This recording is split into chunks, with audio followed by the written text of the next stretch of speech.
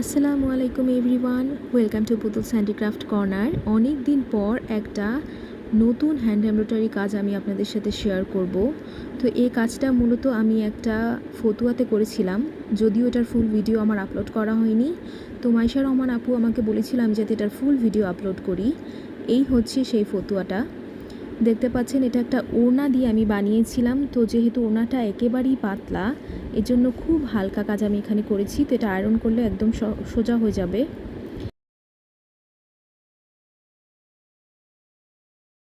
এই কাজটা একেবারে শুরু থেকে শেষ পর্যন্ত আজ আমি আপনাদের সাথে শেয়ার করব এই কাপড়টাতে। তো এখানে যতটুকু কাপড় ছিল পুরোটাতেই আমি কাজে লাগিয়েছি এবং এটা ফ্রি হ্যান্ডে আমি এঁকেছিলাম। এখানে কি কি সুতা আমি ইউজ করেছি সেটাই আজকে আমি আপনাদেরকে দেখিয়ে দিচ্ছি। এই পুরো কাজটা আমি এই লাচ্ছি সুতাগুলো দিয়ে করেছি। এই যে এখানে 3টা শেড নিয়েছি আমি, একটা ডালের জন্য, একটা ঢেউয়ের জন্য, আর আরেকটা এই যে নারকেল যে এমব্রয়ডারি করেছি সেটার জন্য। এই যে ঢেউয়ের জন্য, পানির জন্য, তারপর পাতা, প্রত্যেকটা জিনিসের ক্ষেত্রে আমি আলাদা আলাদা সুতা ইউজ করেছি। আপনারা চাইলে ঢেউ প্লাস পাড়ের জন্য একই কালারের সুতা নিতে পারেন। এই যে এক এক করে আমি সুতাগুলো দেখিয়ে দিচ্ছি। আর অ্যাশ কালারের সুতাটা আমি নিয়েছিলাম পাহাড়টা সেলাই করার জন্য। এই যে এই 7টা সুতা দিয়ে আমি এই কাজটা কমপ্লিট করেছি। প্রথমে এই টুকরা কাপড়টা আমি নিয়েছি, তারপর ওভাল শেপের এই ফ্রেমটা দিয়ে আমি আগেই চক দিয়ে দাগ দিয়ে নিয়েছিলাম। এবার এটার ভেতরে আমি ড্রয়িংটা করে নিব। তো আমি এটা পুরোটাই ফ্রি হ্যান্ডে করেছি।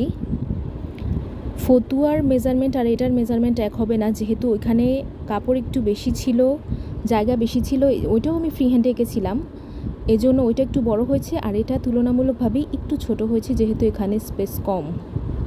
তো এখানে আমি গাছটা আগে এঁকে নিচ্ছি। আর এখানে আমি যেই প্যানটা দিয়ে আঁকছি এটা হচ্ছে হিট ইরেজেবল প্যান, অর্থাৎ আমি যদি এটা আয়রন করি তাহলে এটা উঠে যাবে। আপনারা চাইলে এই ধরনের প্যান ইউজ করতে পারেন, কারণ নর্মাল যখন যে বল পেনগুলো থাকে ওইগুলো ইউজ করলে সহজে ওয়াশ করলেও উঠে না, এই জন্য আমি এইটা ইউজ করছি। তো এটা বিভিন্ন কালারের পাওয়া যায়, বিভিন্ন সাইজেরও পাওয়া যায়। এটা একটু ছোটো সাইজের, বড় সাইজটাও পাওয়া যায়। আর কালার হচ্ছে নীল, লাল, সাদা। আমি সাদা, নীল এই দুটো কিনেছি, কালো, অনেক টাইপের কালারই পাওয়া যায়। আমি এক এক করে দেখিয়ে দিচ্ছি যে কিভাবে আপনারা ড্রয়িংটা করবেন। একদম ইজি, এটা সেলাইটাও সহজ এবং আঁকাটাও খুবই সহজ, অল্প সময়ের মধ্যেই হয়ে যায়। তো আসলে অসুস্থতার কারণে আমার এতদিন ভিডিও দেওয়া হয়নি। অফ ক্যামেরায় কিছু কিছু সেলাই আমি করেছিলাম, কিন্তু অন ক্যামেরায় সেলাই করা হচ্ছিল না, যার কারণে আমি কোনো ভিডিওই আপলোড করতে পারিনি। অনেক কাজ আছে যেটা দেখা গেছে যে আমি 50%-এর মতো করেছি, আর 50% আমি রেখে দিয়েছিলাম অন ক্যামেরায় করব বলে। দেখি এখন সুস্থ হলে একটু একটু করে চেষ্টা করব আপনাদের সাথে কাজগুলো শেয়ার করার, কারণ প্রচুর কাজ জমে আছে, ওগুলো তো আমার আপলোড দিতে হবে এক এক করে। তো এখানে কথার ফাঁকে ফাঁকেও কিন্তু আমার ড্রয়িংটা শেষ হয়ে যাচ্ছে।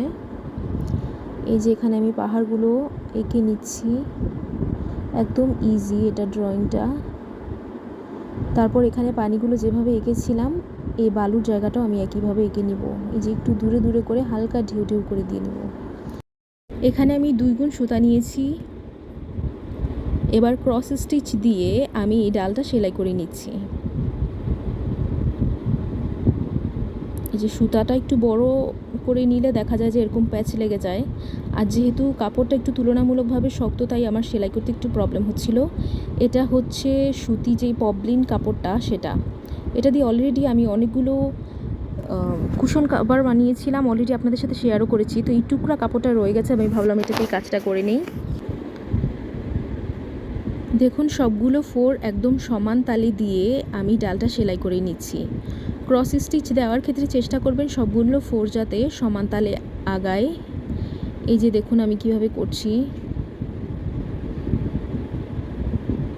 এখানে চাইলে আপনারা কাশ্মীর স্টিচও দিতে পারেন, কিন্তু আমার কাছে মনে হলো যে এটা দিলে বেশি ভালো লাগবে, তাই আমি এখানে ক্রস স্টিচ দিয়েছি।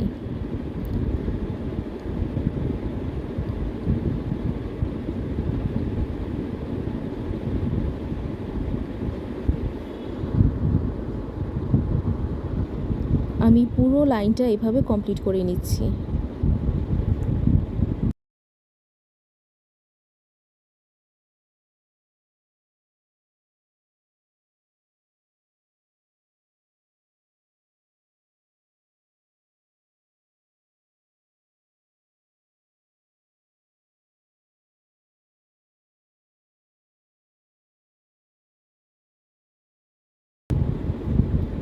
পাশেরটাও এভাবে কমপ্লিট করে নিতে হবে।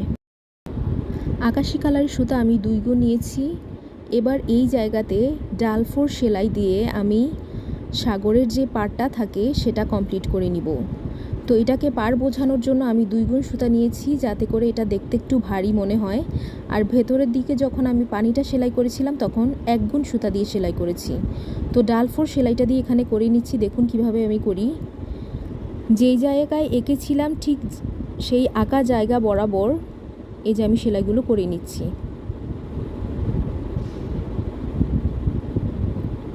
এখানে পুরোটাই আমি ডালফোর সেলাই দিয়ে সেলাই করে নিব। চেষ্টা করবেন প্রত্যেকটা স্টিচ যাতে একদম সমান তালে যায়, এতে করে দেখতে সুন্দর হবে। এই যে এবার সুইটা নামিয়ে আবার ভেতর দিক থেকে সুইটা উঠিয়ে নিচ্ছি।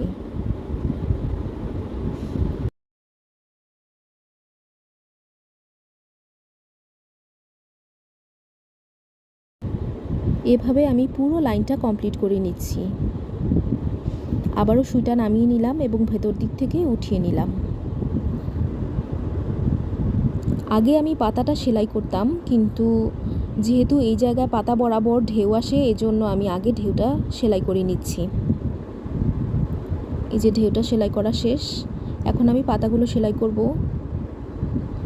তো পাতাগুলো সেলাই করার আগে আমি একটু দাগ দিয়ে নিচ্ছি, যাতে করে পাতাগুলো সমানভাবে অর্থাৎ সমান সমান হয়। এই জন্য আন্দাজ করে সেলাই করতে গেলে দেখা যাবে যে হয়তো বা কোনো পাতা বড়, কোনো পাতা ছোট হয়ে যাবে। এজন্য আমি দাগিয়ে নিচ্ছি।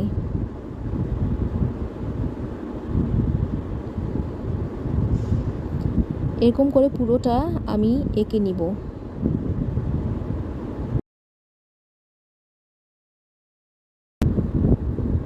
জলপাই কালারের সুতা 2 গুণ নিয়ে এখন আমি পাতার কাজটা করে নিচ্ছি। একদম স্ট্রেট সেলাই দিয়ে পাতার কাজটা করে নিতে হবে। খুব ইজিভাবে আমি দেখিয়ে দিচ্ছি, আপনারা দেখুন আমি কিভাবে করছি।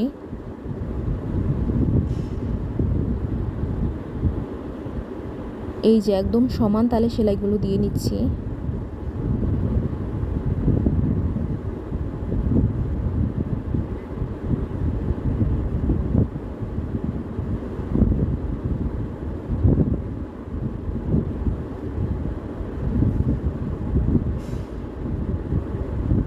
আরেকটা পাতাও আমি সেলাই করে দেখিয়ে দিচ্ছি।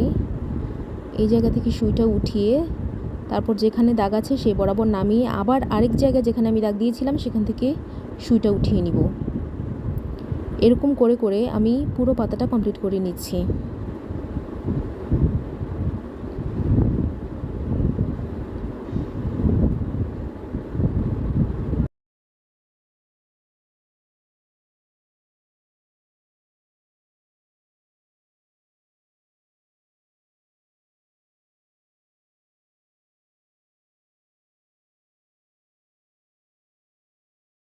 এবার এই গাছেরও 2টা পাতা আমি সেলাই করে দেখিয়ে দিচ্ছি যে কিভাবে করবেন।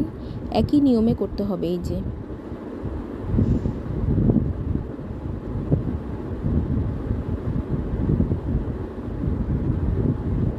এখানে কিন্তু আমি লাচ্ছি সুতা 2 গুণ নিয়েছি, 2 গুণ দিয়ে তারপর সেলাইটা করে নিচ্ছি।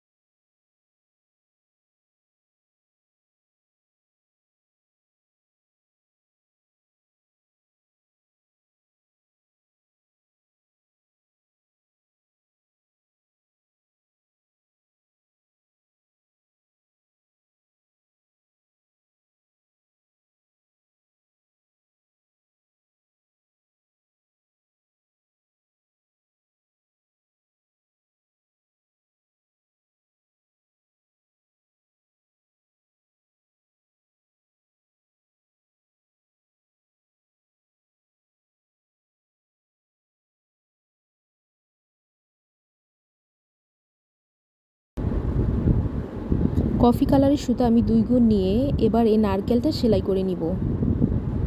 প্রথমে আমি উপর থেকে সুইটাকে উঠিয়ে একদম সোজা বরাবর আবার নিচের দিকে নামিয়ে নিচ্ছি। তারপর আবার বাম দিক থেকে সুইটাকে উঠিয়ে ডান দিকে নামিয়ে নিচ্ছি। এটা দেখতে প্লাসের মতো দেখা যাবে, এই যে প্লাস চিহ্নের মতো। তারপর এটা এই যে গুণ চিহ্নের মতো আবার এই যে আবার এখান থেকে নামিয়ে নিব। প্রথমে যোগ চিহ্নের মতো হবে, তারপর গুণ চিহ্নের মতো। এই যে এরকম করে করে যতক্ষণ পর্যন্ত এটা ফিল আপ না হয় ততক্ষণ পর্যন্ত এক পাশ থেকে উঠিয়ে আরেক পাশ থেকে নামাবো। এই যে আমি পুরোটা ভরাট করে ফেলছি।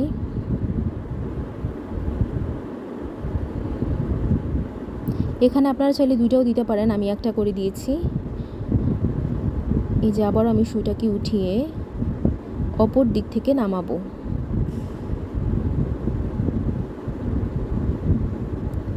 এটাও আমি এভাবে সেলাই করে নিব। তো এখানে আমি আরেকটা আকাশি কালারের সুতা নিয়েছি এবং 1 গুণ সুতা। এবার আমি পানিগুলো সেলাই করে নিব। কাঁথা স্টিচ দিয়ে আমি পানির কাজটা কমপ্লিট করে নিচ্ছি। এই যে এটা খুব ইজি। যে যে জায়গায় এঁকেছিলাম একটু ঢেউয়ের মতো করে, ঠিক সেই জায়গাতে আমি সুইটা উঠিয়ে শেষ না হওয়া পর্যন্ত সেলাই করে নিব। এই যে আবার এই জায়গাটা সেলাই করে নিচ্ছি। যথাসম্ভব চেষ্টা করব যাতে ফোরগুলো সমান তালে যায়। কিছু ক্ষেত্রে হয়তোবা একটু বড় ছোট হয়ে যায়, সেটা সমস্যা না, তবে সমান তালে দিলে দেখতে ভালো লাগে।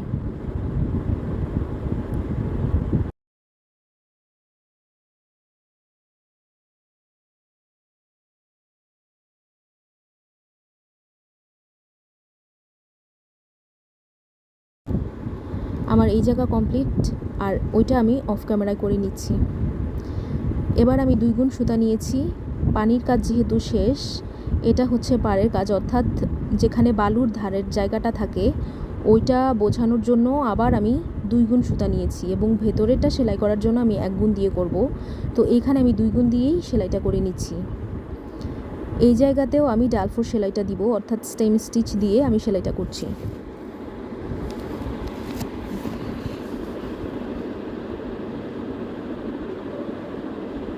একদম সমান তালে তালে সেলাইটা দিয়ে নিচ্ছি। এই যে দেখুন প্রত্যেকটা ফোর সমানভাবে যাচ্ছে।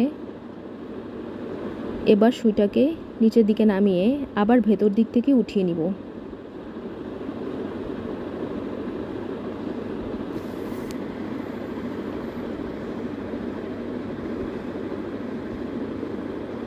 শুধুমাত্র এই লাইনটাই আমি 2 গুণ সুতা দিয়ে সেলাই করেছি, আর ভেতরেরগুলো আবার 1 গুণ দিয়ে করব। আমি দেখিয়ে দিচ্ছি কীভাবে করবেন।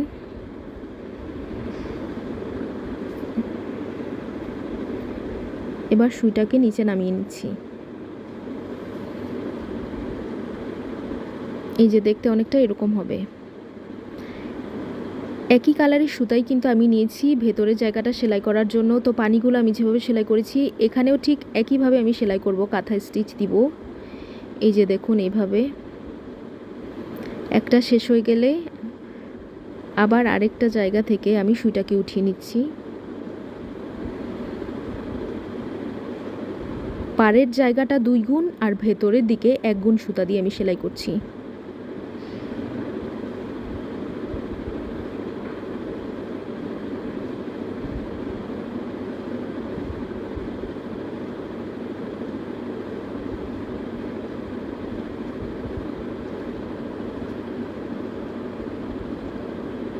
যারা নতুন সেলাই করছেন বা শিখছেন তাদের জন্য এই সেলাইটা একদম সহজ। এটা আমি তো দেখিয়ে দিলাম, বাচ্চাদের ফতুয়াতে করেছি। আপনারা মেয়ে বাবুদের ফ্রকেও চাইলে এটা করতে পারেন, বা যদি কেউ কামিজে করতে চায় সেক্ষেত্রেও সেটা করতে পারে। আরেকটু ছোটো সাইজে দিয়ে ছিটে ছিটেভাবে সেলাই করা যায়, বা হাতের পোর্শনেও সেলাই করা যায়, বা কেউ যদি চায় আরেকটু বড় করে দিতে সেক্ষেত্রে কামিজের এক সাইডে সেলাইটা দিতে পারে। এই দেখুন আমার সেলাইটা শেষ। এবার আমি 1 গুণ সুতা দিয়ে পাহাড়টা সেলাই করে নেব। পাহাড়টা সেলাইয়ের ক্ষেত্রে আমি ডালফোর সেলাইটা দিয়েছি এবং এটা আমি চাইলে 2 গুণ সুতা দিয়ে সেলাই করতে পারতাম, কিন্তু একটু দূরে যাতে বোঝা যায় যে এটা একটু দূরে, এজন্য আমি এখানে 1 গুণ সুতা নিয়েছি, যাতে করে এটা হাইলাইট না হয়। অ্যাশ কালারের সুতা দিয়ে আমি পাহাড়টা সেলাই করে নিচ্ছি।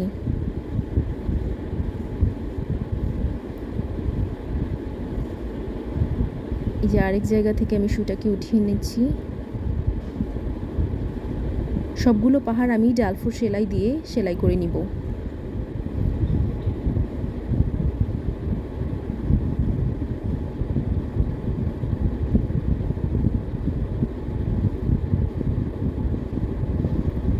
ডালফোর সেলাইয়ের ক্ষেত্রে কিন্তু খেয়াল রাখবেন সুইটা থাকবে হাতের ডান দিকে এবং সুতা বাম দিকে।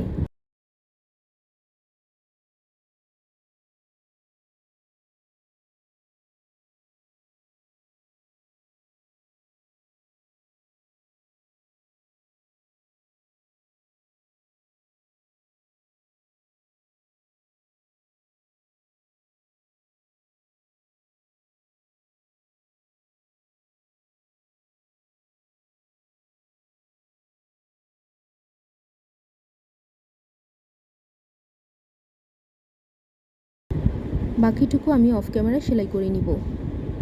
এই যে আমার কাজটা কমপ্লিট। আমি একদম সামনে থেকে দেখিয়ে দিচ্ছি এটার আউটলুক কেমন এসেছে। এই যে আমি কিন্তু এটা আয়রন করিনি, আয়রন করলে দাগগুলো মুছে যাবে।